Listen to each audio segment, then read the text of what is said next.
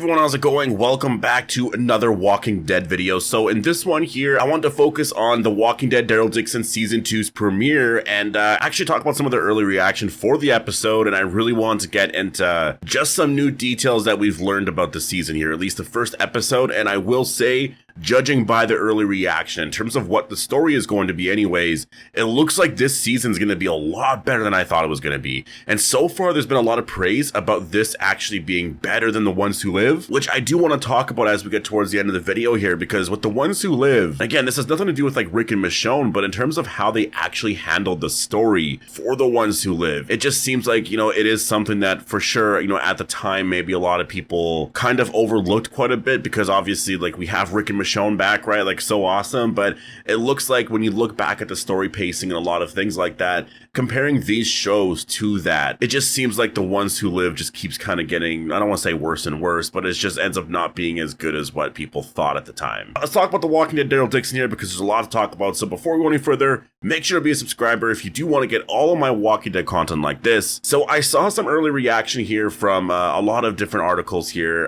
There's going to be a lot of early reaction coming out over the next couple of days. And there'll be like general reviews and whatnot, because the episode's coming out in about 3.5 months. We have Comic-Con, next month, and then there'll be all that excitement for that last like month and a half, right? A lot of promotion and all that. So they're giving us a bunch of stuff right now, and yeah, there's a lot to talk about here. So the first thing that I want to focus on here is actually, I'll post a link to the actual thread here if you do want to read like the whole thread here of this person's like reaction to watching the first episode. So first of all, I guess I should have said this will be like non-spoilery. All the reviews that I've seen is all non-spoilers. There's some like slight spoilers, I guess, in a sense, but it's all non-spoilers here. I've heard of something that is kind of a spoiler. I'll talk about it in a separate video though. It was with Melissa McBride and Norman Reedus talking during the panel, and there was a few things that they talked about that was sort of hinting at something that happened in the premiere. I'm not going to go in detail on all that, but I just think that it's so perfect. And honestly, Carol being a part of this show, I think is just, it's going to make this really amazing here. I did see this thread here on Twitter, or I guess X, from Emery, and yeah, I'll leave a link down below in the description of this video. Definitely go check out the whole thing, so I'm not going through all of it here. I'm just going to go through one thing, but the one thing that I found very, very fascinating here, I mean, there's actually a couple of points here that I probably will mention, but it's this one right here where it says, one of the most heartbreaking moments to see of Carol alone revolves around a song that Carol sings along with to herself.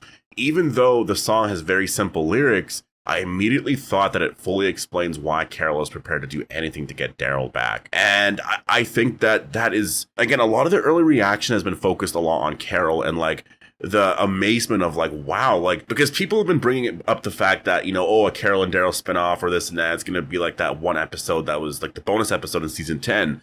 And yes, at the time it was a little bit more concerning, but you gotta remember that was the writing back then. Obviously the actors here are just incredibly talented, right? So like if they're given a really good script, really good writing, then it's going to be an amazing story and it's going to be a really amazing performance. And I think that was kind of my issue with The Ones Who Live, even like looking at all three spinoffs, is that the performances were great and all of that. You still had that there, but the writing, you could tell it was really rushed.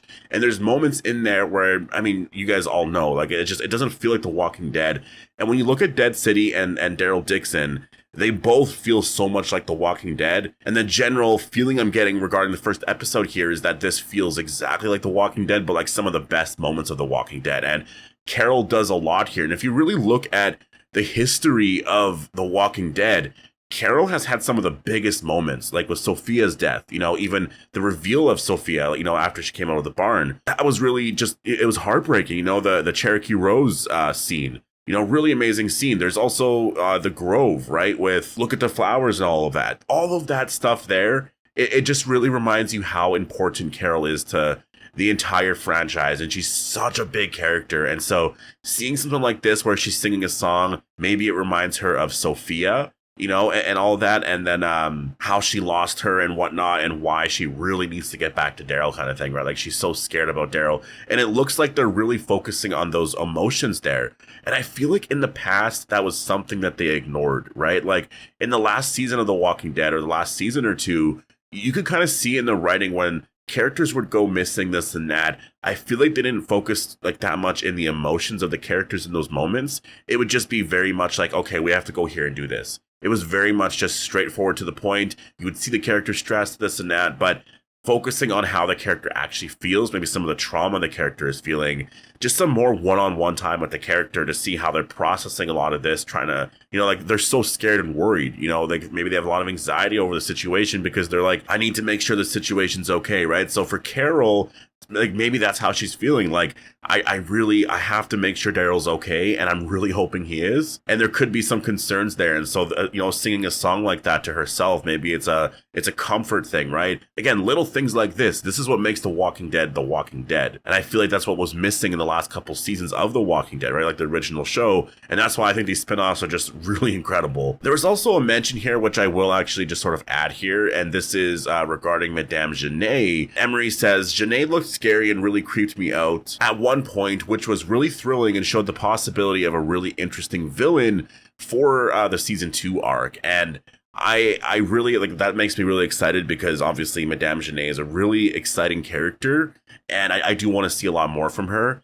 And I will say, judging by all the early reviews, it doesn't seem like Carol and Daryl reunite in episode 1. I'm guessing episode 2 because, just because of filming. I remember they kind of confirmed that she was coming back pretty early on in filming of season 2. So I'm assuming in season 2, maybe it's at the very end. And that's also one thing that everyone's kind of bringing up as well, is the fact that The Walking Dead, The Ones Who Live, kind of just like, it brought Rick and Michonne back immediately at the very end of the first episode. And it kind of felt rushed. Like there wasn't any sort of build up to that moment.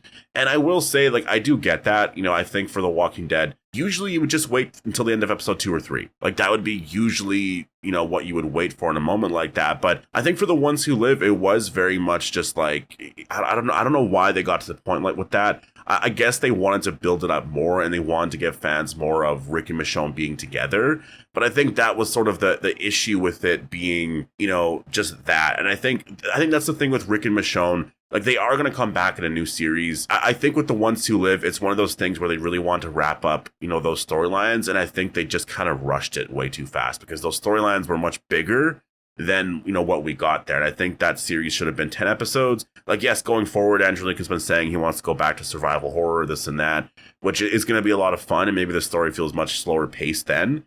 But I just think for what we got, some of the storyline that we were so excited for, it should have been much slower paced. I actually wanted to get into some early reviews here, and I saw 2 here from the Nocturnal and one from the Mary Sue here. And from the Mary Sue here, there's actually 2 quotes that I do want to get into here, and it kind of supports what I was just saying here. Again, I'll leave a link down below to all the articles. Definitely go and check them out because, they go into it way more in depth. There's so much more there. I just kind of wanted to focus on these aspects here. But here it says, Carol, who is still back in America, is right where we left her as she searches for where Daryl could be split with Daryl, who is back in France. Coming off of a show like The Ones Who Live that instantly gave fans satisfaction, it seems as if the Book of Carol is providing us with a bit more of a slow burn. Story structure wise, that part I just find so interesting because, I really do like those slow burn stories where it does feel a little bit more slower in terms of the reveals and the build-up, but the build-ups are so amazing. Like, if you just look at The Ones Who Live, yes, they were giving us these bigger moments here and there, but it really felt like it wasn't that deserved when you got them because they happened so fast. It didn't feel that earned, right? So I think in terms of story structure, you can really compare both shows and you could just kind of see like, yeah, if you do prefer those episodes where all these big things are happening constantly and you don't really like the character development stuff and living in those moments, then you might kind of prefer a show like The Ones Who Live. But, like with this show right here, that slow burn story where you're building up the emotion and all that, to me, that's the best because that makes the most iconic moments like just that amazing. Because look at The Ones Who Live. Some of the biggest moments throughout that entire series, at least towards the end, weren't that great. I will say Michonne and Rick's episode where obviously episode 4 where they're like stuck in the apartment or whatever, that one was really amazing. And see, it's because that one was actually built up for a while. Like people have been wanting them for years and years and years to have like a one-on-one moment like that. And through the first 3 episodes, we were wanting that so bad, and then we finally got that, right? So I think that's actually a perfect example right there. Like that episode felt very earned, and Rick was finally revealing just how he was feeling about everything, and it was just like finally, we can just take a break here, take a breather, and just focus on these 2 characters and just like have them catch up on like all the lost time that they had, right? But still, you look at so many aspects of the story as well, and I wish they would have done that a lot more throughout the season. But again, I think an extra couple of episodes would have fixed that with this show. So exciting to see that the Book of Carol so far anyways is actually having, you know, a very similar story structure to that. We also have this quote here from the Mary Sue that says, "It feels like pulling teeth to know that I have to wait months for the second episode now.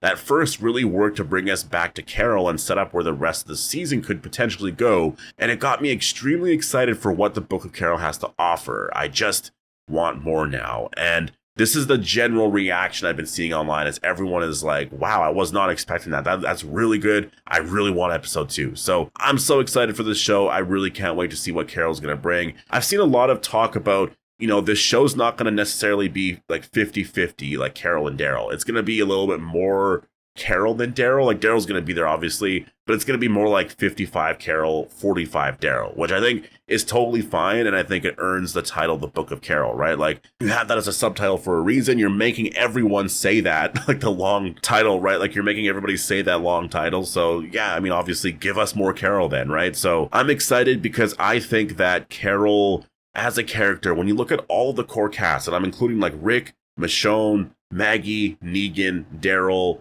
and then Carol as well. Carol, for sure, I would have to say is maybe in the top 2 in terms of like the most amazing emotional depth stories that we've gotten from characters just in the history of the entire show, right? Like, there's just something about that character. Maybe it's because of the trauma that she experienced very early on in the series, right? Like, there's just something there. It could be Melissa McBride as well. Like, obviously there's a lot of different factors here, but it's just, there's something about her performance in general that she really does. Like, her scenes are one of the top scenes just ever. And I think people comparing it to that one episode that was a bonus episode, saying that, oh, it's just going to feel like that. I just think completely, you don't remember what The Walking Dead was like with Carol and Daryl, and when the writing was actually really good. You know, those episodes were written so fast, and they had nothing. They couldn't film anything. It was just literally random episodes to give us something, right? So just, it's very different. Daryl Dixon, like The Book of Carol, there's a totally different showrunner, all new writers from The Walking Dead. It's a totally different feel. That's why season 1 was incredible, and I'm excited to see Carol add the emotional element here. And yeah, I can't wait to see their first scene together here. We actually did get some confirmation as well that whole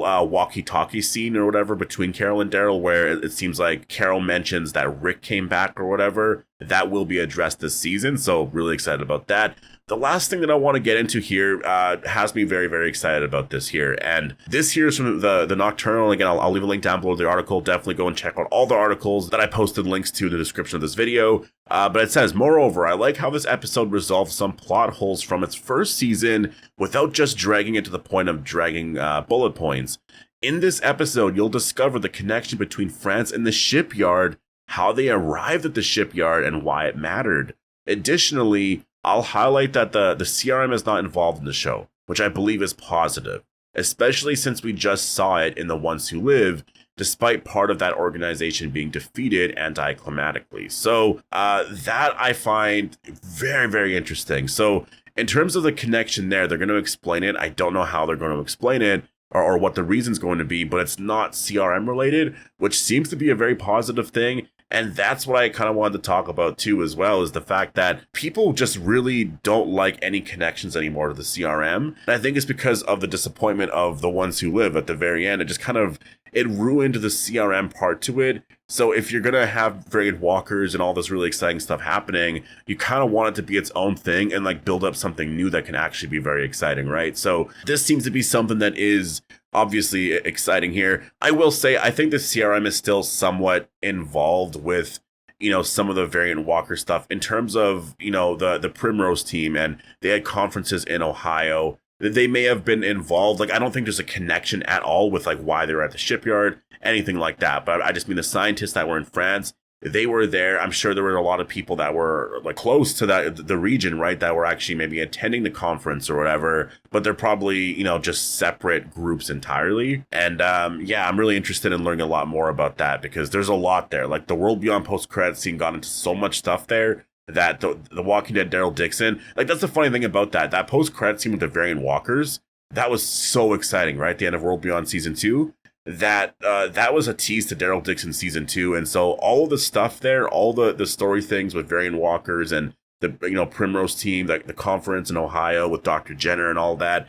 Daryl Dixon's going to be getting into that. Like, that seems to be the story for that show. And I don't know why. I mean, I guess I was under the assumption that, that was going to be more Rick Grimes story related, but it just seems to be more, that's more of a Daryl Dixon thing. And I'm excited to see where this season's going to go here. And it looks like the first season starts off really amazingly. So I'm really, really excited. I cannot wait for season 2.